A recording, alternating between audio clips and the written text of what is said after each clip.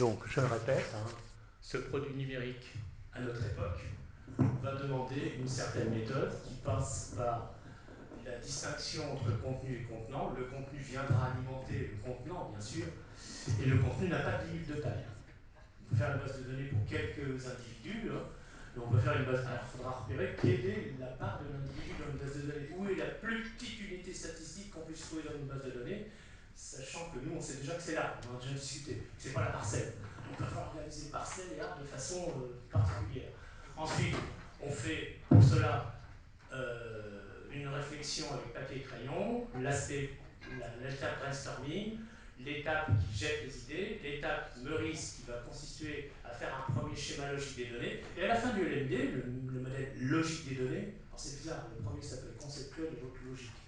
Eh bien, à la fin du LMD, vous pouvez passer en pratique, vous avez votre base. Si elle s'affiche en LMD sur votre papier, vous la transformez, par exemple en Access, puisqu'on va utiliser Access, là, ça n'a vraiment aucune difficulté. Mais évidemment, vous n'avez pas besoin d'attendre cette phase-là pour passer à Access. Dès la première table réalisée, vous pouvez commencer à rentrer les choses en Access, à la structure. Il faut d'abord définir les objectifs de la base de données à réaliser. Ça a l'air idiot. Ça a l'air idiot, mais vous ne pouvez pas construire une base de données concernant des entités particulières, comme par exemple les arbres, sur deux objectifs différents de la même façon. Vous avez forcément des objectifs à honorer pour pouvoir réaliser la base de données qui va correspondre justement à ces objectifs. Donc nous, ce qu'on va faire, c'est qu'on va réaliser une version de base de données sur le thème gestion d'arbres sur parcelle, dans laquelle vont cohabiter, il faut penser à tout, des informations scientifiques, des informations sûrement juridiques et des informations d'ordre économique. Donc, ce qu'on va essayer de faire déjà, c'est de sélectionner les informations à inclure dans la version de démarrage, donc l'étape brouillon, on va dire, et puis, eh bien, on va essayer de trouver un nom pour la base. C'est idiot, mais c'est important. Rassembler les informations en catégories, en familles, d'accord. Et puis, on va essayer de commencer l'apprentissage Access, au fur et à mesure où on progresse dans cette base de données. Il y a un cahier des charges dans l'esprit d'organiser son travail, d'accord. Alors on commence à définir le but du travail, ce qu'on va faire, ce qu'on a commencé à faire, mais qu'on va préciser, le brainstorming, la conception de schéma structural, réaliser la base de données et obtenir une première version fonctionnelle. Ça a l'air de rien, mais ça va merder au départ. Parce que vous allez voir que les relations sont plus ou moins laxistes, et donc il faudra les dire attention, là, tu ne peux pas avoir deux arbres qui sont les mêmes, l'un en bonne santé, l'autre en mauvaise santé. Donc il va falloir quand même demander à la base de données de faire des vérifications ou d'empêcher des choses qui sont incohérentes, ce qu'on va appeler des doublons, par exemple, mais pas que. Et puis on va réaliser un premier interfaçage. Alors là, j'ai complètement filmé l'interfaçage de la base sur les arbres. Donc vous pouvez reprendre tout. Et vous n'avez pas besoin. Alors là, on ne va pas faire un cours là-dessus. Les vidéos sont complètes. On va dire que c'est la cerise sur le gâteau, l'interfaçage. C'est pour simplement que ça fasse quelque chose d'assez agréable à voir, à utiliser, et qui soit sous la forme d'interface hypertexte, d'accord. Un petit peu comme un site web. Un petit peu, pas tout à fait. Et en fait, il y a beaucoup plus performant qu'Access, c'est PHP MySQL qui est très très très utilisé. Là, ça demande une programmation en PHP pour interfacer la base, pour l'ouvrir, la connecter. Vous allez voir que la notion de connexion avec un password, une priorité et tout. Réservons ça aux plus passionnés. Donc j'ai commencé à faire sur mon site web un point qui s'appelle une base sur le web, je crois, où j'ai mis les premiers fichiers qui permettent de concevoir une base en PHP MySQL. Franchement, c'est pas fait pour l'essentiel de la classe. C'est pour les plus passionnés, ceux que ça intéresse. Et après, ils n'ont plus besoin de moi. Ils vont sur Internet, ils se complètent. Il y a des tas de formations en PHP MySQL qui sont formidables. Et en une heure, on peut progresser. Ensuite, il faut tester la base. Et ensuite, il faut l'exploiter, c'est-à-dire on réalise pas une base pour une base, il faut écrire des requêtes, extraire de l'information, trouver des règles, faire en sorte que cette information soit vivante, parce qu'une base de données qui meurt, c'est fini quoi. Donc une base de données, ça doit exister. Alors reprenons notre chose. La thématique, c'est la gestion d'arbres sur parcelle. Donc là, il faut bien, en tant qu'ingénieur, en tant que biologiste, en tant que chercheur, mettre ça sur son cahier d'exploitation ou son cahier de suivi. Voilà, je réalise une base de données qui a pour but de temps et la thématique c'est ça. D'accord ? Le but, très important, c'est faire un état des lieux le plus fiable et le plus complet possible. L'absolu n'est jamais une nécessité. Pour rassembler les informations qui concernent ces arbres. Alors, localement, plus que localement, on verra ça. Donc on va faire peut-être des enquêtes, des infos, on va peut-être avoir des infos qui vont être en temps réel, qui vont être rassemblées par des objets connectés, qui vont être rassemblées par des drones, qui vont être rassemblées par des humains. Bref, on rassemble ces informations. Et ce qu'on veut, c'est apporter des solutions, alors des solutions déjà techniques pour entretenir les arbres, mais vous savez que cet entretien nécessite d'être en connivence à la fois avec le monde juridique, on n'entretient pas les arbres n'importe comment, il y a des cahiers des charges, il y a de la gestion environnementale, il y a des réglementations qui sont de plus en plus sévères, et puis une connivence avec le monde économique, parce qu'il va bien falloir financer le suivi et l'entretien des arbres. Quand vous avez une parcelle qui fait plusieurs millions d'arbres, plusieurs dizaines de millions d'arbres, et puis que vous avez 1 million d'arbres qui tombent par terre parce qu'il y a eu une tempête, c'est pas gratuit, ça coûte, et ça prend plusieurs années. C'est par exemple ce qui s'est passé à Versailles, si on parle du château. On parle de millions d'arbres qui sont tombés par terre. En 99 francs. Alors définir le but du travail, eh bien on va se dire, attends, qu'est-ce qu'il me raconte là ? Il veut me faire une usine à gaz qui apporte des solutions techniques, ça va, je suis scientifique, je maîtrise. Après, il faut aussi que ça soit en corrélation avec le monde économique et juridique. Mais attends, là, je connais rien moi là-dedans. C'est peut-être one step too much, c'est-à-dire on est allé trop loin dans l'ambition de la base. C'est pas notre métier.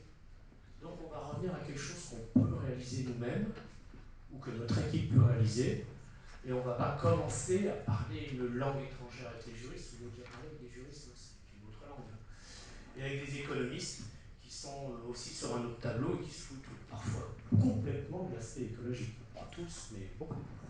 Donc on revient, on se remet les pieds sur terre et on se dit, voilà, mon objectif va être le suivant. J'écris une belle phrase. Le but de ce travail va consister à élaborer une base de données qui va rassembler des informations concernant les propriétés et la santé des arbres qui sont répartis dans des parcelles. L'échelle sera à définir, j'en ai parlé, et faciliter leur gestion, leur suivi et leur entretien. Bon, ben voilà un objectif vaste, mais qui est dans nos cordes. Alors il faudra savoir qu'est-ce qu'on entend par suivi dans cette base de données. Est-ce qu'on peut le définir tout de suite ? Pas évident. Dans la conception, ça va peut-être être un mot qui va être difficile à gérer dans notre phase initiale. Cette base de données doit absolument être utilisée, ou en tout cas utilisable. Ou plutôt, elle doit être utilisée et utilisable. Donc il y aura peut-être un effort de ce qu'on appelle l'ergonomie du logiciel, c'est-à-dire de l'interfaçage à réaliser pour qu'un quidam puisse rentrer de nouvelles données alors qu'il est à l'autre bout du pays ou dans un autre pays européen, ou encore dans un autre pays, point final, ou une autre zone. Et en même temps qu'on réalise cette base de données, eh ben on va réfléchir à ce qu'on pouvait en extraire. Donc on va penser aussi à l'extraction, c'est-à-dire on va réfléchir aux requêtes en même temps qu'on les réalise. Et c'est là le beau du travail, c'est-à-dire que tout ceci se tient. C'est pas seulement faire une collection, puisque vous savez qu'une base de données, je vous l'ai dit dans les premières journées, c'est une collection d'informations structurées, non nécessairement du même type, mais c'est faire quelque chose d'utile. L'utilisation, elle est là. Moi, j'aime bien qu'on travaille, dans votre projet, ce sera pareil, dans l'esprit d'une start-up. Alors, on n'est pas dans la start-up nation, ne vous inquiétez pas, je ne défends pas ce principe. Mais ça me ferait plaisir que vous conceviez que vos projets sont dans cette mouvance et que vous les conceviez dans le cadre d'une création fictive d'entreprise. Alors, je ne parle pas de start-up, même si ça pourra aller dans mon vocabulaire. Fictive d'entreprise, unipersonnelle déjà. Et l'idée, c'est que l'entreprise développe des produits dont eh ben, des produits algorithmiques, des produits bases de données, des produits qui sont le résultat d'une analyse statistique, donc une réflexion intellectuelle. Et tout ça se monnaie. Et ça se monnaie beaucoup plus que si vous êtes salarié dans votre premier embauche. Alors la base, on pourrait l'appeler tout simplement arbre, pour faire un truc court, ou suivi des arbres, ou trees, ce que vous voulez. On lui donne un petit nom, hein, d'accord? Et on verra, on réfléchira ensemble au nom de la start-up au gré de notre avancée. Donc, moi, ce que je vais vous demander, c'est dans votre projet de faire du copier-coller de cette phrase. Et vous l'agrémentez en fonction de la nature de votre projet. Hein, ça commencera toujours pareil. Le but de ce travail va consister à élaborer une base de données qui va rassembler des informations concernant tac, tac, tac, tac, tac, tac, tac, ça va vous changer, d'accord, et qui va faciliter leur gestion. Après, suivi entretien, ce sera peut-être d'autres mots-clés que vous trouverez, d'accord. Donc vous la copiez et vous la collez dans votre projet. Comme ça, au moins, c'est propre. Je vous apprends à communiquer, d'accord. La première communication, c'est communiquer d'abord sur le but du travail qu'on va réaliser. Alors, c'est très simple. On prend une feuille de papier en général et on peut réunir les idées sur la thématique. Alors, comme j'ai dit que j'allais faire un atelier, si on jouait le jeu là, en 2 minutes, vous prenez une feuille de papier, un quart, un sixième, un huitième, et vous dites quels mots-clés je vais mettre sur cette thématique. Hein, parce que sur cette feuille de papier, je vais mettre des mots-clés. Et on va se poser la question qui, où, quand, quoi, comment. Et là, vous allez voir que tous les mots-clés que vous retrouvez, normalement, vont s'insérer dans la base de données. Il n'y a pas d'inutile. Allez-y, faites-le. Et dans la dia suivante, on va voir ce que je vous propose. On va comparer comme ça. Ça fait un peu qui, où, quand, quoi, comment, pourquoi. N'oubliez pas que ça devrait vous servir pour trouver des idées pour votre projet, hein, cette méthodologie. Qui, où, quand, quoi, comment, pourquoi. Des mots-clés, des mots. Un mot, c'est pas une phrase. Hein. Donc, réunir les idées sur la thématique. La thématique, c'est la fameuse. Le but de ce travail va consister à élaborer une base de données qui va rassembler des informations concernant les propriétés et la santé des arbres répartis dans des parcelles et faciliter leur gestion, leur suivi et leur entretien.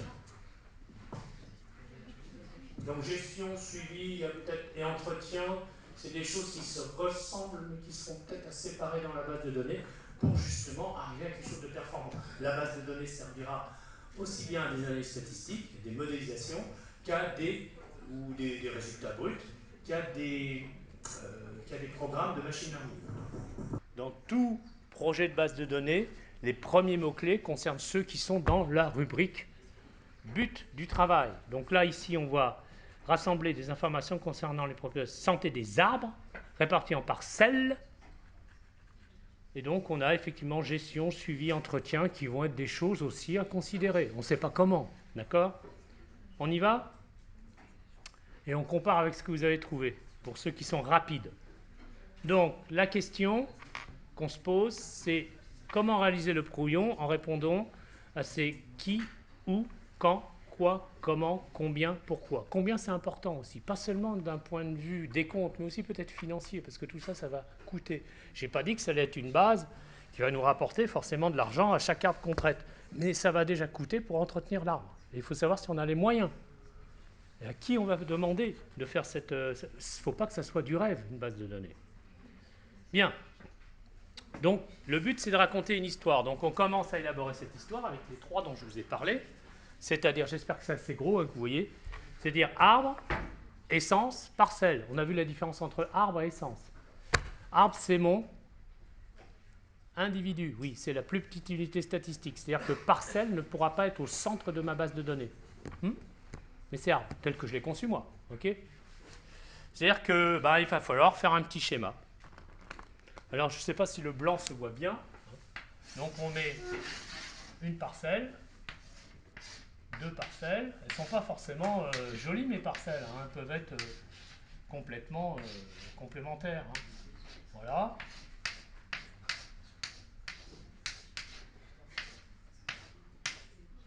Voilà.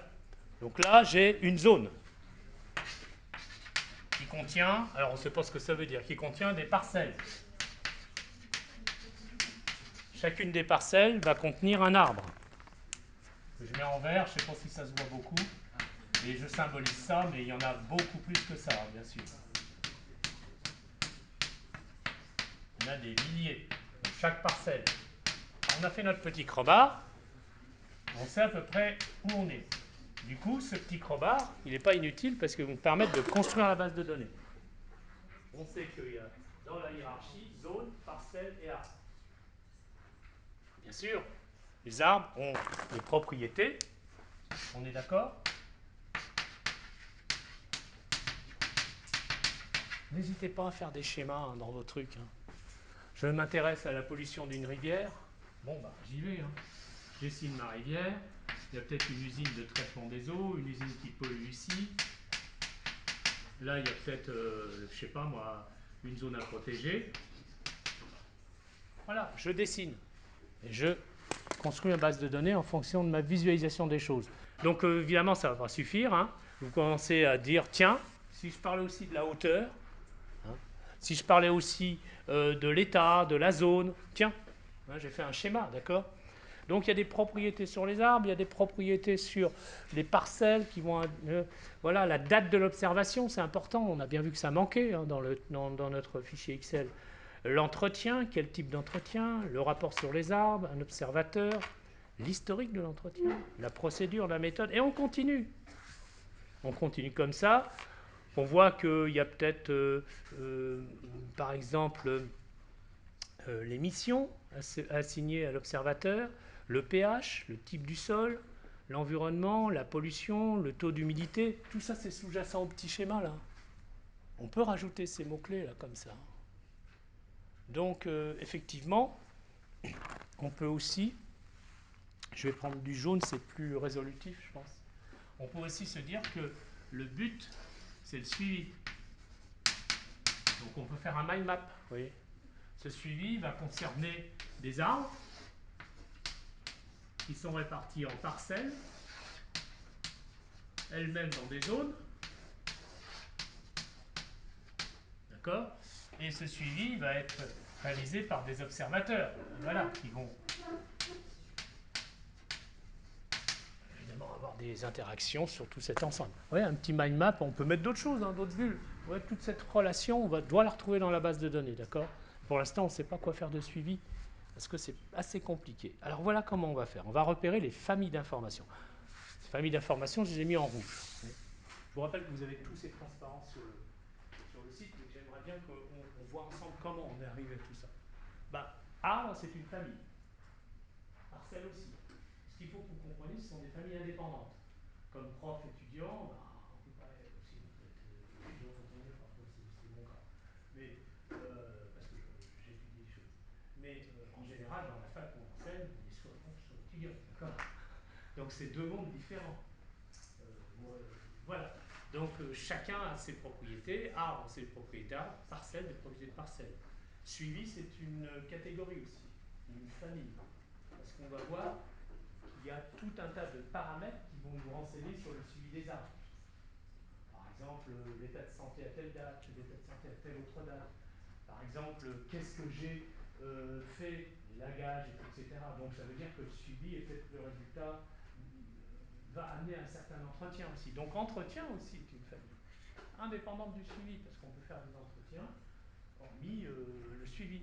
L'observateur aussi, ça n'a rien à voir avec des arbres.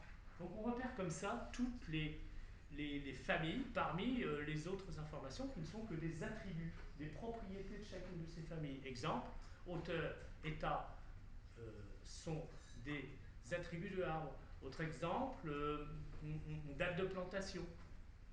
C'est peut-être un attribut de l'arbre, et on va voir si on le met quelque part, soit dans le suivi, soit dans l'arbre, parce qu'une fois qu'il est planté, il est planté. Donc c'est peut-être comme une date de naissance. Okay. Donc, quoi encore, date d'observation, bah, c'est plus une propriété de l'arbre, c'est une propriété du suivi, ça. Parce qu'en fait, on va observer plusieurs fois l'arbre dans sa vie, et pas 5 fois. Donc on peut pas le considérer comme une propriété, c'est juste une conséquence de sa vie, un peu comme une visite chez le médecin. Votre visite chez le médecin, c'est pour vous. D'accord, on vous a suivi. C'est tout. Entreprise, eh ben, il va y avoir l'équipe, les techniques qu'elle utilise, qu'est-ce qu'on pourrait, l'adresse, etc. L'adresse qui va se retrouver aussi pour la parcelle ou pour la zone, où est-ce qu'elle est. Le GPS, les coordonnées XY, ou GPS latitude et longitude, le climat qui va être plutôt une propriété de la zone ou une propriété de la parcelle, si elle est suffisamment grande. On peut avoir des parcelles qui font plusieurs centaines de kilomètres carrés, pourquoi pas, hein, c'est pas interdit. Bon, donc vous voyez que chaque élément en bleu, c'est plutôt des attributs de ces familles. Il va falloir recaser tout ça. Et j'ai fait mon brouillon. Alors maintenant, la règle numéro 2, c'est qu'une fois que je suis content de mon brouillon, et là on peut en être content, c'est déjà bien. Ce que je vous demande pour un projet, pour ceux qui développeront l'aspect base de données, c'est pas tout le monde, je vous l'ai dit, eh bien c'est peut-être de s'intéresser à développer vous voyez, une liste d'une trentaine de mots-clés, ça suffit pour construire votre base de données. Vous vous rendez compte, vous avez construit une base de données qui revient de rien. C'est-à-dire que vous la concevez de rien, vous partez de rien. C'est génial. Bien, et après, elle va avoir une longue existence. Une demi-journée de travail, une journée de travail, et peut-être plusieurs années d'exploitation, et peut-être la célébrité pour vous, parce que vous avez permis de faire une avancée dans la gestion des informations en santé ou en environnement. Il y en a d'autres, vous voyez, profondeur des racines, intensité de la pollution, activité, impact, information, bon bref, c'est du brouillon, et on organise.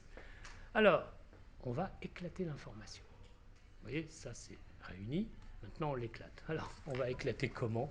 Bon, en réunissant ce qui peut être réuni et en laissant de côté tout ce qui va être étranger à l'un ou l'autre. Dans un premier temps. Donc, cette modélisation qu'on va faire est un aspect fondamental puisque c'est à partir de cette étape qu'on pourra dire qu'on réalise la base de données. Donc, éclater l'information, ça veut dire qu'on avance étape par étape. Qu'on rassemble ce qui peut l'être en famille, ce qu'on appelle des entités, modèle entité-relation. Donc on travaille sur le modèle entité-relation. Bon, ouais, j'ai dessiné ici des premières relations. Ok. On va retrouver ça dans une logique qui nous paraîtra évidente, quoi. Et puis, on va éventuellement mettre en index tout ce qu'on ne sait pas gérer. Vous allez voir qu'il y en a déjà d'une qu'on ne sait pas du tout gérer. Bon, on y va. Donc ça, vous lirez, c'est de Meurice, hein, c'est qu'est-ce que c'est qu'une entité, qu'est-ce que c'est qu'un attribut, qu'est-ce que c'est qu'un identifiant. Au gré de l'avancée du travail, on utilisera ce vocabulaire et vous avez cette fiche qui pourra vous en rappeler. Alors voilà, on avance enfin. Donc, on va créer une première entité arbre. On va y mettre quelques informations minimales, hein, pas toutes, hein, juste pour dire voilà, elle existe. On va représenter ça par un rectangle et on va mettre une étiquette au-dessus. C'est la méthode Meurice. C'est génial parce que là, voilà, j'ai l'entité arbre qui peut vous contenir des millions d'arbres qui est structurée comme ça. Je la résume par son contenant. Ce n'est pas le contenu, c'est le contenu. Qu'est-ce qu'elle va contenir? Eh bien, cette entité va contenir tout ce qui concerne l'individu arbre. Pour l'instant, la parcelle n'en fait pas trop partie, on ne sait pas trop. On a mis un code parcelle parce qu'il faut bien dire qu'il existe dans une parcelle, mais c'est encore du flou. Donc j'ai mis l'ID. Ah, bah on a vu, hein. On réfère un individu par des codes. Dans une base de données, tout est géré par des codes. C'est ce qui est le plus facile. Donc on va faire un identificateur à notre sauce, c'est-à-dire ce que je vous ai appris, c'est de l'alphanumérique, combinaison de caractères et de chiffres. D'accord? Et puis, on va mettre l'essence qui correspond à cet arbre, à ces arbres, hein, et si éventuellement il est dans une forêt particulière, elle-même repérée par des parcelles, mais pour l'instant, voilà. Et on ne va pas mettre les propriétés de la parcelle, on va simplement dire dans quelle parcelle il est, ok? C'est déjà pas mal. Hein. Autrement dit, c'est comme mon adresse. Mais je peux changer d'adresse et lui aussi, on peut le déraciner et le mettre ailleurs. C'est la propriété d'un arbre, ce qui sera peut-être beaucoup plus difficile avec un minéral, par exemple un rocher ou une montagne, n'est-ce pas? Bien, donc la convention, et c'est bien une convention, c'est je représente par un rectangle avec une étiquette portant son identificateur, une étiquette très simple. L'entité, L'entité, c'est la famille, c'est le regroupement d'informations concernant eh bien, le type d'information qui m'intéresse. En l'occurrence, ici, arbre. Bon, on évite les accents, pourquoi? Parce que ce sont des identificateurs, et je vous l'ai dit, nous les latins, on n'existe pas dans le monde. Dans le monde. Seulement, alors je dis les latins, les gens qui parlent français, qui parlent une langue latine. Mais donc les Américains ont retenu comme la base tout ce qui est latin non accentué. Toutes les lettres latines non accentuées. Donc tout identificateur avec des accents, ça portera des conséquences sur les transcriptions, la compatibilité entre, je ne sais pas, le monde Mac et le monde PC, ou voilà, les systèmes d'exploitation, les logiciels utilisés. Donc voilà, je fais des fautes d'accent exprès. C'est-à-dire que dorénavant, vous allez voir, par exemple, forêt s'écrit F-O-R-E-T. Il n'y a pas d'accent. D'accord? État, E-T-A-T. Il n'y a pas d'accent. Par contre, le contenu a le droit à un accent. C'est ce que je vous ai dit. Hein. Je vous l'avais déjà dit ça. Pareil que pour les règles pour Excel. Bon, la deuxième entité, on en a parlé, c'est parcelle. Allez, vas-y. Je te lui donne son identifiant, qui ne sera pas le même qu'un arbre, ID parcelle. Vous avez vu que j'ai mis ça en vert, donc ça va avoir un rôle particulier. Vous l'imaginez, l'identifiant va avoir un rôle central dans une base de données. La zone dans laquelle se trouve, le programme biologique auquel elle correspond, et éventuellement le responsable de la parcelle. J'invente. Peut-être que c'est déjà très performant comme ça, et peut-être qu'il y aura d'autres choses. Vous voyez, je mets 3-4 informations, il y en aura plus dans la base de données. L'entretien. Eh bien, l'entretien, bon là, on n'a plus besoin d'un code particulier, on peut parler d'un mot-clé qui pourrait dire, par exemple, élagage, désinsectisation, voilà, par exemple, des choses comme ça. Et on décrit, eh bien, la méthode, l'équipe, non, j'ai mis team, bon d'accord, l'équipe, la procédure, toujours avec les fautes associées aux accents qui ne sont volontairement pas mis dans les identifiants. Alors c'est des champs, hein. Vous avez vu, on a reconnu un enregistrement, hein, que ce soit ici, ID arbre, point virgule, essence, point virgule, code parcelle, forêt état. Et vous voyez qu'au lieu de les mettre en ligne, comme identifiant de colonne, je les mets au lieu de les mettre en colonne comme identifiant, je les mets en ligne. Comme ça, je peux en mettre autant que je veux, sans avoir un truc qui change de largeur. Okay. C'est une convention. Donc il faut voir que dans la structure des tables, ce qui était en colonne dans Excel se retrouve en ligne dans les tables ou les entités. Voilà. Donc je continue. J'ai donc parcelle, entretien. J'ai fait la même chose pour observateur, nom, statut, mission, affiliation. On verra ça au fur et à mesure si c'est pertinent, s'il en faut plus, s'il en faut moins. En tout cas, observateur, c'est pas du tout arbre, c'est pas du tout entretien, et c'est pas du tout parcelle. Donc c'est vraiment utile de le mettre en famille. Bon, tous ces éléments, puisque je dis ils sont pas, sont indépendants. Indépendants. On ne peut pas être arbre, parcelle, entretien et observateur. Il faut faire son choix. Suivi, c'est bien emmerdant. Parce que le suivi est demandé par un observateur ou un ingénieur ou un manipulateur ou ce que vous voulez. Il concerne un arbre, mais aussi une parcelle, hein, puisque l'arbre est sur une parcelle, et il peut être le résultat, il peut demander le résultat en résultat un entretien. Suite au suivi, on s'aperçoit que en faisant le bilan de la santé de l'arbre, il nécessite par exemple un élagage, ben, c'est plus indépendant. C'est plus indépendant. Il dépend de toutes les autres. Ah, du coup, suivi va avoir un rôle central. Suivi va avoir un rôle central. Ça nous embête bien parce qu'on ne sait pas comment le construire pour l'instant. Nous, on a dit, on fait le bilan des choses indépendantes. Bon, très bien. Alors on va voir comment on va gérer ça grâce à un tableau de phrases. Donc comme je vous l'ai dit, suivi va venir en toute logique s'insérer dans cet ensemble par les relations qu'on va mettre en place. Pas d'affolement, ça va être naturel. Ça va être naturel parce que les mots-clés sont là. On a défini suivi d'une certaine façon. Bien, alors on y va.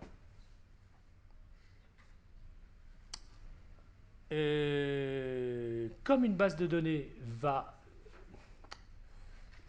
relater d'un contexte, eh ben, c'est comme si elle racontait une histoire. Donc ce qu'on va faire, c'est raconter cette histoire. Pour raconter une histoire, on va trouver une phrase simple avec sujet, verbe, complément, qui décrit le contexte associé à la création de cette base ou à la mise en place de ces entités dans la base de données. C'est très simple. On va travailler par bloc et on va faire une phrase, une première phrase qui va rendre compte de ce qu'on s'aperçoit là ici. On a arbre, parcelle, entretien, observateur. Est-ce qu'on pourrait faire une première phrase, tiens, entre arbre et parcelle? Un verbe simple. Donc on a besoin d'un sujet, d'un verbe, d'un complément. Le verbe, ce serait quoi? Ouais, se trouver. Ou une parcelle contient. D'accord? Alors on regarde ce qui a été proposé. Partie 1, la parcelle abrite, contient, inclut un arbre ou un arbre.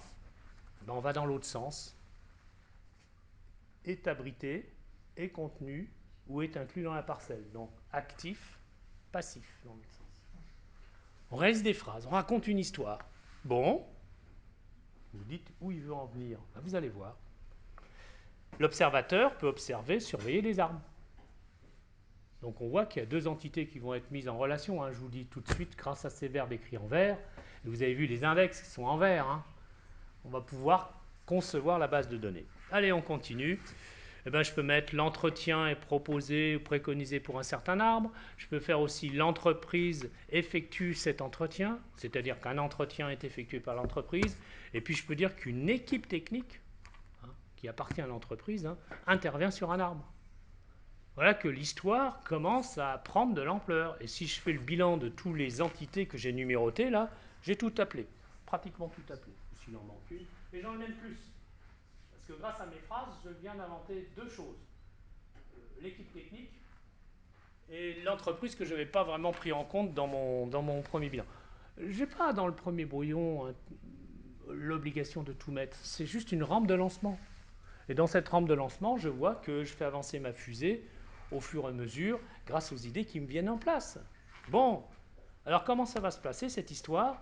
Eh bien, on reprend les éléments de phrase et on va faire une très grande phrase. Par exemple, une phrase avec deux verbes. Par exemple, et on symbolise l'amorce de la base de données avec cette très grande phrase. Cette très grande phrase, c'est tout bêtement, alors elle n'est pas immense non plus, hein. L'arbre bidule, je prends un exemple, vous voyez, je le mets en bleu. Hein. L'arbre, c'est la famille, parcelle, la famille, l'observateur, la famille, et je précise quel individu dans cette famille je vais prendre pour faire cette phrase. Donc je prends un individu au hasard, bidule, une parcelle au hasard, truc, et je prends un observateur au hasard, machin. Et je peux écrire la phrase suivante. L'arbre bidule qui est abrité dans la parcelle truc est surveillé par l'observateur machin. Vous avez fait 40% de la base de données.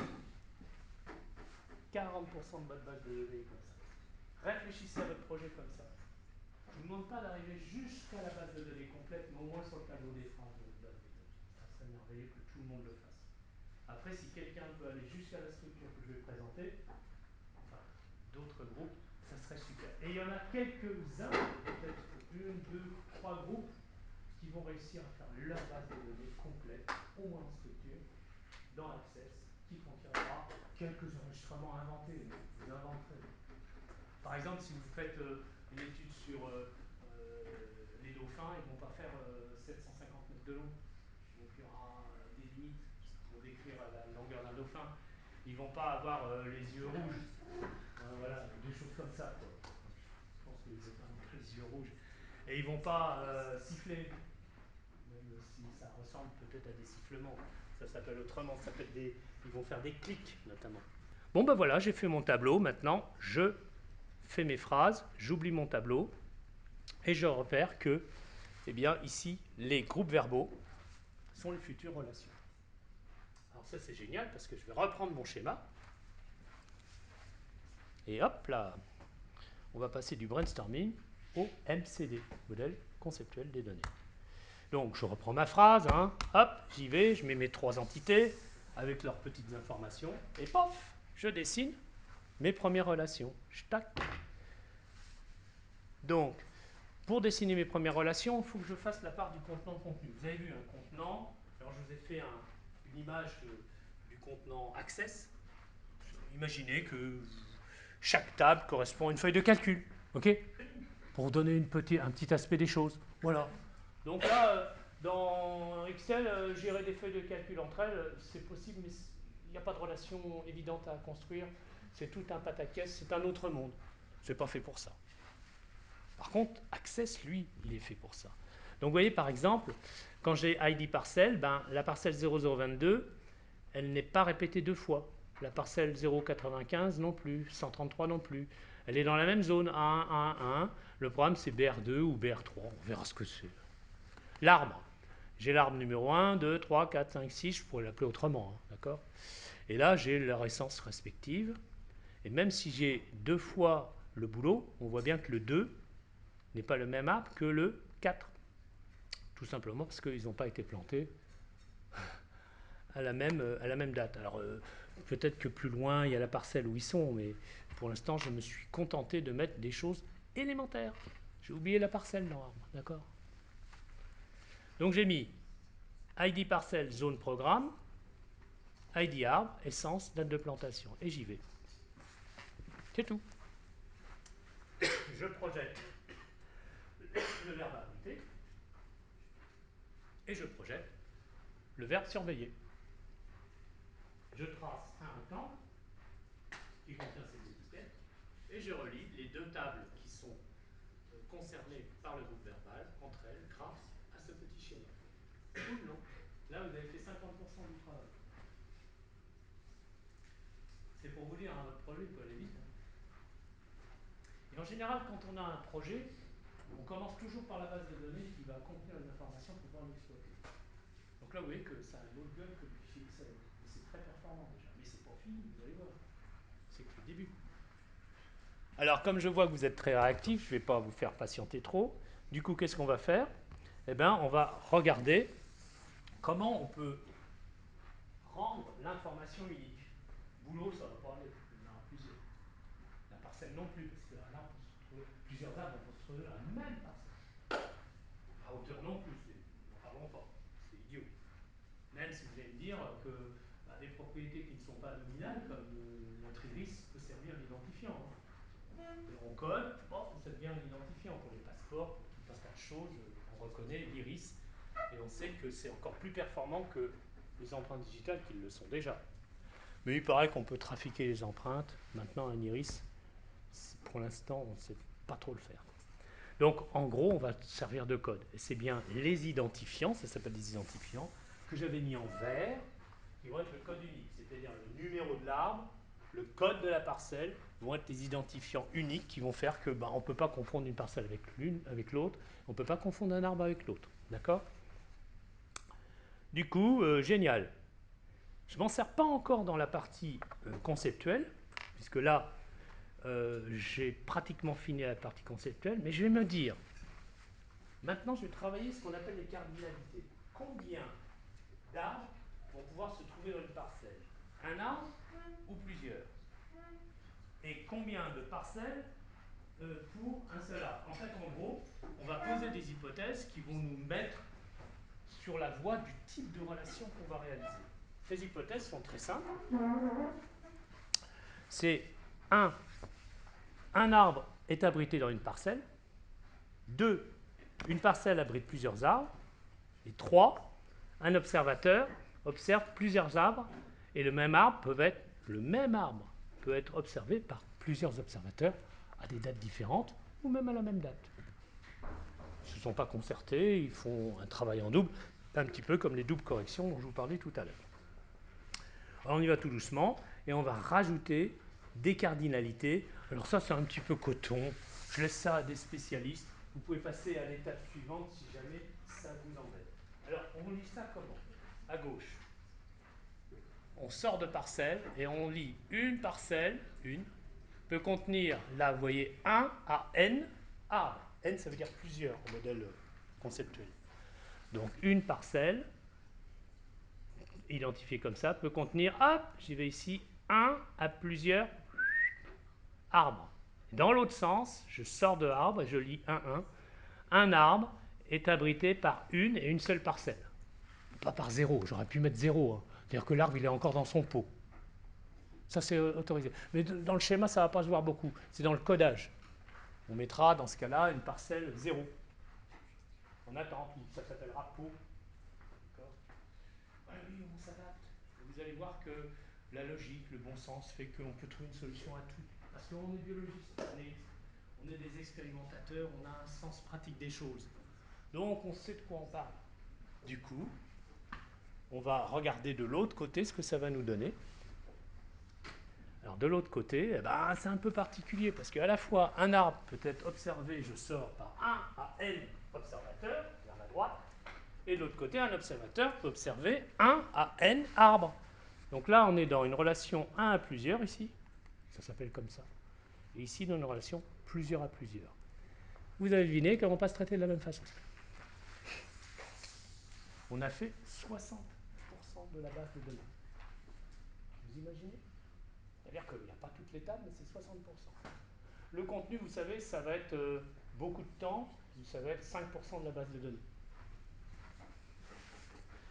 On pourra le déléguer à des gens spécialisés qui ne vont pas faire d'erreur et qui ont l'habitude de rentrer les choses pour un programme qui va alimenter votre base de données, tout bêtement. Donc du coup, j'y vais. Toutes mes hypothèses sont construites.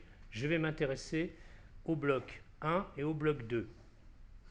Et pour ça, je vais me dire, est-ce que ma liaison, puisque ça s'appelle liaison, surveillée, va se construire de la même façon qu'abritée. Regardons quelle est la plus simple, peut-être abritée. Donc je vais commencer sûrement par quelque chose de simple, c'est-à-dire le bloc parcelle arbre. Et bien vous avez fini le modèle conceptuel des données. Ben, il faut savoir que je peux déjà construire cette base de données dans Access. C'est-à-dire, à partir de ça, je peux construire l'entité arbre. Comme une feuille de calcul, vous verrez, c'est un peu spécial. J'ouvre Access, je réalise la table, on fera ça en séance tranquillement. Okay. Maintenant, je préviens un truc. Les possesseurs de Mac, il y en a beaucoup. Il faut que vous émuliez en Windows, sinon Access ne fonctionnera pas. Ou alors vous utilisez un PC pour apprendre des choses. Pourquoi on n'a pas le droit d'ouvrir une base Access dans le monde Macintosh alors qu'on peut ouvrir Word, Excel et tout? Vous allez le comprendre. Moi, je ne comprends rien. On continue. Donc, vous voyez, parcelle, ben, je vais ouvrir une entité. Je vais lui dire ça va s'appeler parcelle. Je lui mets ID parcelle. Ça sera sûrement de type numérique ou texte en fonction de ce que je vais mettre. Je vais lui dire zone, ça sera plutôt du texte. Et je vais lui mettre programme, ça sera plutôt du texte. Basta, je ferme l'entité. Ensuite, je lui dis arbre. ID arbre, on a vu que c'était des numéros, plutôt numéros. On peut le traiter en numéro automatique. Essence, plutôt du texte. Date de plantation, format date. Basta, c'est fermé, au revoir. Maintenant, je mets du contenu, comme dans une feuille de calcul. Je bascule de structure à contenu, avec un petit switch, je vous ferai voir. Et puis je rentre, comme dans Excel, des données, les unes derrière les autres. Et c'est un peu particulier parce qu'on a les deux vues, les vues structure dans Access, parcelle, arbre, observateur, et puis la vue contenu, où là, tous les individus vont être visibles, et vous pouvez en avoir 1 million. Mais vous n'aurez pas les 10 millions de relations possibles. Vous voyez, si vous avez des dates différentes, des observateurs différents, avec des arbres concernés, des parcelles, vous allez vite aller à 10 millions de lignes. Là, vous allez avoir simplement vos 700 000 arbres, vos 8 observateurs et vos 5-6 programmes d'entretien préconisés. Vous économisez énormément de place, vous comprenez? Vous êtes dans un système additionnel plutôt qu'un système de multiplication. Vous allez me dire, ah oui, mais suivi, il y aura bien mes 10 millions. Oui, mais 10 millions gérés par des codes. Donc c'est vachement plus simple et la structure va aller vachement vite à retrouver ça. D'accord? Alors justement, en parlant de rapidité, vous avez vu comment R est rapide. Oui, mais R est rapide parce qu'il fonctionne avec la mémoire vive. Vive de l'ordinateur, pas la mémoire de stock, pas le disque dur. Donc la contrepartie, c'est que si la mémoire vive n'est pas importante, en gigas, et en salle, vous avez vu, vous avez 8, 16 gigas, ça fait pas au moins une centaine de gigas, ce qui commence à être la norme maintenant dans certains bons calculateurs, bah ça va être limité, et ça va prendre du temps à lire une base de données comme ça. Alors oui, on peut importer dans une base de données, Mais c'est pas son job, pas vraiment son job. Lui, son job, c'est faire du calcul sur des jeux de données. Alors là, il est très performant. Donc on limite par extraction la taille de ce qu'on analyse et il sera très performant. Alors vous avez aussi révolutionnaire, c'est pas d'aujourd'hui, c'est une dizaine d'années, qui travaille sur le big data. Alors là, il va partager plusieurs ordinateurs, je vous en parlerai, et je ne sais pas s'il est gratuit ou payant révolutionnaire. Il travaille en gris, bon, je ne me rappelle pas tout ce que c'est ça. Ça peut vous intéresser, vous, la génération qui va connaître vraiment le boom des data science. Bien. Attends, on continue? Pas.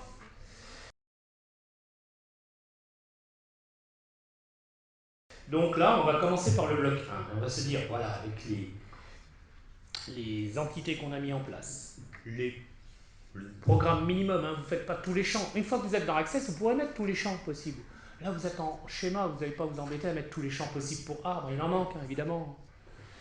Vous allez vous dire, pour rallier l'un à l'autre, par exemple, je travaille sur le bloc 1, entre parcelle et arbre, et dire qu'un arbre est abrité dans une parcelle, il faut bien dire soit que l'arbre est dans une parcelle donnée, soit que la parcelle contient un arbre donné, vous êtes bien d'accord. Donc vous voyez les deux codes qui interviennent là. Et il va falloir faire un choix. Et ce choix dépend des hypothèses. Alors, si je choisis ce choix, c'est-à-dire que je relie, vous voyez, c'est précis maintenant, je relie l'ID arbre au code arbre dans la boîte parcelle. Qu'est-ce qui va se passer? Et si je relie, au contraire, l'ID parcelle au code parcelle, regardons ce que ça peut donner. Alors, je ne sais pas si j'ai donné des exemples. Je crois que je les ai donnés après. Et bien là, dans ce cas-là, vous voyez, si on suit l'affaire, eh bien, une parcelle donnée va pouvoir être renseignée ici. C'est-à-dire qu'un arbre, par exemple l'arbre numéro 1, va être contenu dans la parcelle P2. OK? P2, dont les propriétés sont spécifiées grâce à ici, P2, tac, tout ça. Alors pour l'instant, on ne s'occupe pas de code arbre. Alors, l'arbre numéro 8 peut être également dans P2, regardez. Il suffit simplement que je fasse P2 là. Donc là, on honore le cahier des charges qu'une parcelle peut contenir plusieurs arbres. Regardons l'autre solution. Alors je dis que une parcelle donnée contient l'arbre 1. Mais là, je change de parcelle. La parcelle 2, par exemple, contient l'arbre 1. Et si je veux dire que la parcelle 2 contient l'arbre 8 aussi, je suis piégé, puisque j'ai le droit qu'à un seul arbre dans l'enregistrement. D'accord? Je suis bien embêté, parce que sinon je vais faire un doublon, et je ne pourrais pas avoir deux fois l'ID parcelle 2, puisque c'est interdit, puisque c'est ce qui me suit. Donc c'est pas le bon codage. Donc le bon codage, c'était celui-ci, vous voyez? Et c'est de la logique évidente. C'est-à-dire que je vais définir dans la propriété de l'arbre, dans la boîte arbre, la parcelle qui le contient, et non pas l'arbre dans l'ensemble, le super ensemble que je définis.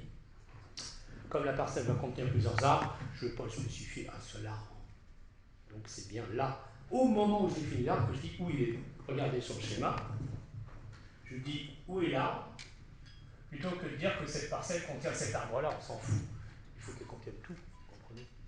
Pigé? Donc du coup, on a trouvé l'astuce, on sait que c'est cette liaison qui va se faire. Et abrité, regardez, hein, il ne va pas bouger, hein, sauf s'il y a du vent. Mais ça, on le mettra comme mort, ou comme échoué, ou comme à réparer. Donc là, ça ne va pas bouger. Hein. Donc ça veut dire que c'est non contextuel. Si c'est non contextuel, regardez bien, eh bien, je n'ai plus besoin du nom de la relation. C'est implicite. Donc dans Access, je n'ai pas besoin de ce code aussi, je vais me retrouver avec cette liaison-là. Et je la symbolise comment? Je mets un 1 à gauche et un n à droite. Ça veut dire que c'est une relation 1 à plusieurs. C'est-à-dire qu'une parcelle peut contenir n a. C'est à l'envers du code des cardinalités de mes fameuses modèles conceptuels des données. Bon, c'est un entraînement, c'est juste pour vous dire que quand vous allez tracer votre entité Access, eh ben ça va se tracer comme ça, ça va avoir ce truc. On va voir le schéma Access que ça vous génère. Donc là, voilà, c'est plié, terminé. Alors, regardons déjà le contenu. Vous voyez bien que ça nous donne quoi? Ça nous donne qu'ici, eh bien, j'ai bien le numéro de la parcelle, la zone qui la contient, le programme, le responsable, pourquoi pas. Et là, vous voyez l'arbre. 1 est dans la parcelle 133. Et ça n'empêche pas de dire que la même parcelle 133 contient l'arbre 6 qui est un chêne. De même, vous voyez que j'ai 2 bouleaux dans la parcelle 95, mais ce n'est pas les mêmes. Tout va, tout marche bien. Donc il y a des charges est honoré. Un petit peu de logique. Vous voyez, il ne fallait pas tomber dans le piège de mettre le code arbre dans parcelle, mais plutôt un code parcelle dans arbre. Bon, voilà. Alors, ça veut dire quoi? Ça veut dire que la liaison 1 à plusieurs, comme toutes les liaisons, se fait à l'aide d'une clé primaire. Ça s'appelle une clé primaire, celle qui rend compte de l'unicité de l'information dans parcelle, qui est reliée à une clé étrangère. Étrangère pourquoi? Parce que parcelle, c'est étranger à arbre. D'accord? Ça ne représente pas un arbre. Voilà. C'est un peu comme moi, si je donne mon adresse. Ça ne correspond pas à mon identité. Mon identité se déplace avec moi, mais il faut bien que j'ai une adresse quelque part pour qu'on puisse me suivre, m'envoyer du courrier, je ne sais quoi, payer mes impôts, etc. Bien. Alors ça règle la chose. C'est une relation à un plusieurs. D'ailleurs, ça s'appelle une relation simple dans le modèle entité-relation. Bon sang, on a fait du progrès, là, la base se dessine, vous pouvez la faire dans Access direct comme ça. Hein. On continue. Là, entre ordre et observateur, surveiller, c'est contextuel. Puisque je surveille à une certaine date, je surveille avec un observateur, je surveille un arbre grâce à un couple observateur-arbre. C'est-à-dire qu'un observateur observe tel arbre et un arbre est observé par tel observateur. Pas forcément les mêmes d'ailleurs, hein, je l'ai dit. Alors la première chose, c'est que le contexte signale que j'ai besoin d'un double code pour faire fonctionner la chose. Un code observateur et un code arbre. Pourquoi? Parce que j'ai émis l'hypothèse qu'un arbre peut être observé par plusieurs observateurs, le même arbre, pas forcément aux mêmes dates. Tiens, justement la date, il va falloir l'utiliser. Et un observateur peut observer plusieurs arbres. On continue. Donc, ça correspond bien à ce que j'ai fait. Je commence à relier les clés primaires au code étranger. Du coup, cette ensemble, là, c'est plus une liaison. Hein. On voit bien que ça ne va pas être une liaison simple. Ça va prendre une structure particulière. On va voir très vite quelle structure. Et donc, je peux tracer des liaisons, une sorte de clé étrangère qui va être le code observateur et la clé primaire qui va être le nom de l'observateur. Je peux prendre son nom, hein, ça suffit. Je n'ai pas besoin d'un ID particulier. Et je pourrais appeler Durand 1 et Durand 2 s'il y en avait deux. Ça serait bien le diable s'il y avait deux autres qui portent le même nom. Bon, et du coup, on n'est pas comme dans le cas d'un amphi où plusieurs étudiants peuvent avoir le même nom, voire même aussi le même prénom. Hein. Ils peuvent être nés la même date. C'est particulier, ça se démontre avec la loi de Poisson. Donc du coup, je me retrouve avec cette chose-là. Et vous voyez bien que ID, c'est un contenant. Ça contient tous les arbres possibles. Par contre, ID parcelle. Code parcelle, je vais peut-être rendre compte d'une partie de la situation. Peut-être qu'il y a des parcelles qui ne contiennent pas d'arbres.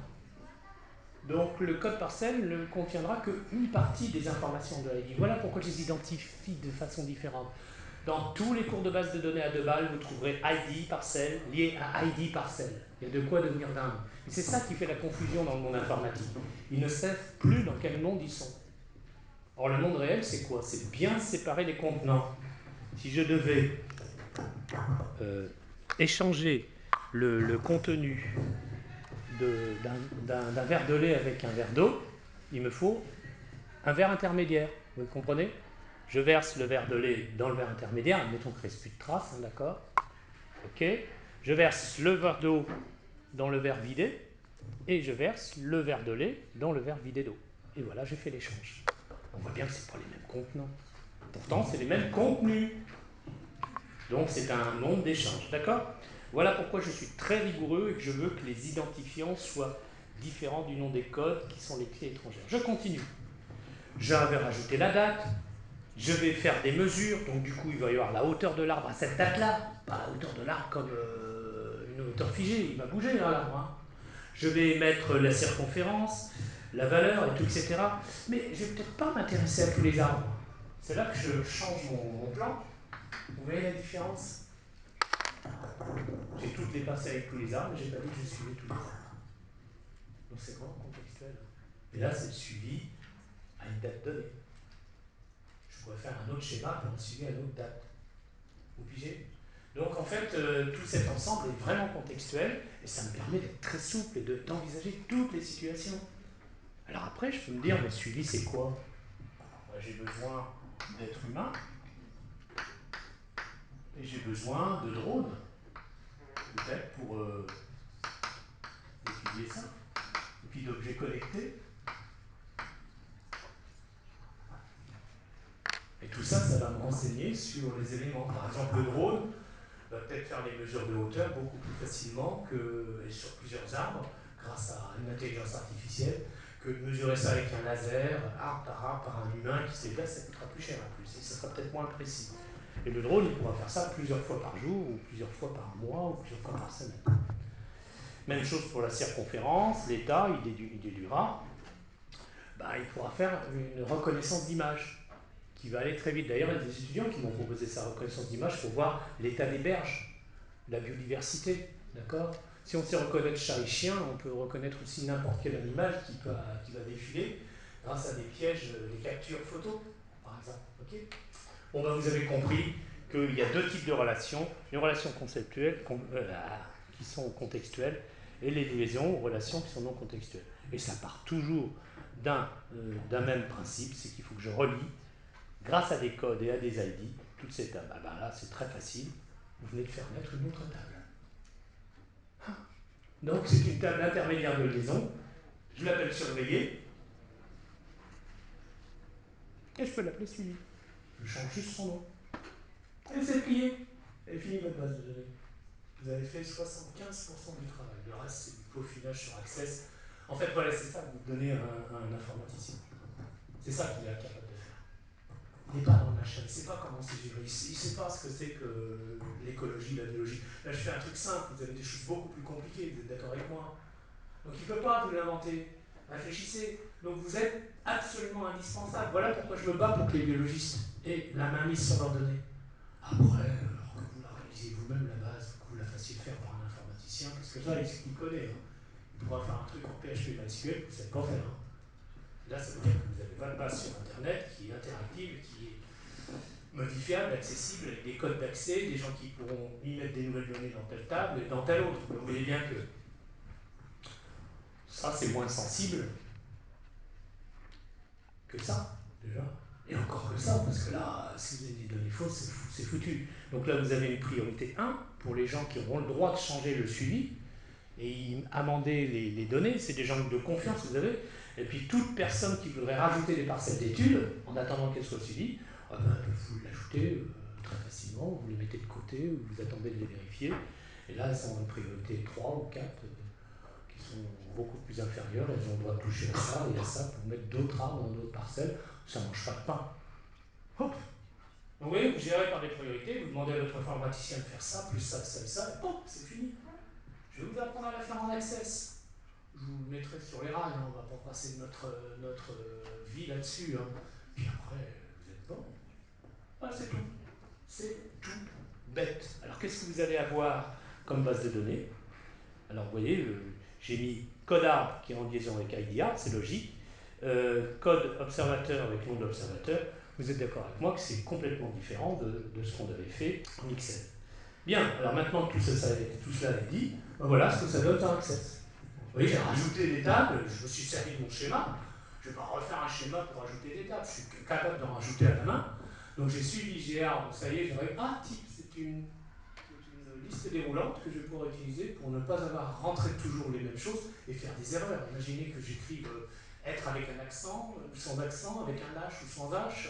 Là, pof, toute la liste est prévue. Et je peux même bloquer à je n'ai pas le droit de rentrer des choses différentes de la liste. C'est deux étapes. La liste, qui nous aide, et je n'ai pas le droit de rentrer des choses différentes de la liste. C'est ce qu'on appelle les règles de validité. On verra ça dans Access.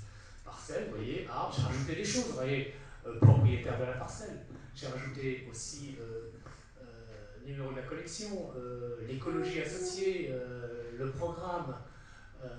Dans arbre, j'ai mis ce qu'il y avait déjà. Dans suivi, rapport. Je peux mettre un lien vers un rapport photographique et détaillé, un PDF, vous vous rendez compte, la base de données, tout ce qu'il y a. Comme ça, la base de données va utiliser tout un système de gestion de fichiers pour pouvoir gérer ces informations. Allez hop, je continue. J'ai mis en plus entretien, qui n'a rien à voir avec suivi, c'est-à-dire le type d'entretien, je vous ai parlé. En fonction du suivi de l'arbre, on dit oh là là, il est grand temps que cet arbre soit entretenu ou pas. Si entretenu, quel code d'entretien je vais prendre? Rien, ou, parce que rien doit exister, hein, ça permet de ne pas laisser des champs vides. Hein. Ou pas pour l'instant, ou on verra plus tard. Et puis, s'il y a un code d'entretien, je vous l'ai dit, élagage, c'est le plus simple. Donc j'ai l'ID de l'action, par exemple élagage, je mets la méthode, l'équipe qui va faire, la procédure, les produits, les moyens techniques. Je pourrais très bien utiliser un cheval avec des charrues aussi pour entretenir le sol autour. Et puis je vois bien qu'ici, il va y avoir un effet de la micro-hétérogénéité des sols, ou macro, ça dépend de la zone. Donc il faut le rentrer quelque part, ça. Et l'histoire est sans fin. Et c'est là que je commence à alimenter ma base vers des nouvelles tables, des nouvelles relations. Imaginez que vous fassiez ça avec Excel. C'est impossible. Et là, ma base peut être interrogée dans Python en une ligne, dans R en une ligne ou deux. Et puis, pof, pof, j'analyse un truc très complexe. Elle a l'air de rien, cette base. Si je la vends à des spécialistes, ils me l'achètent 5000 balles. Elle n'est rien, cette base. Je dis, tiens, je vais faire autre chose que la gestion de pollution des sols, je vais leur faire un truc encore plus couillon, c'est la gestion d'arbres. C'est pas si couillon que ça, vous voyez. C'est pas si couillon que ça, parce que là, on débouche sur la santé de l'arbre, l'écologie, et si vous êtes projectif, vous pouvez imaginer le climat en 2050 pour ces arbres. Donc, quelles essences vous allez mettre dans les parcelles pour pouvoir avoir de l'ombre dans la ville de Paris ou dans le bois de Boulogne ou je ne sais quoi. Parce que là, vous êtes dans une génération qui va subir les 40 degrés à Paris. J'arrête le cours des bases de données là-dessus. Et bien sûr, sur Internet, vous trouverez tous ces fichiers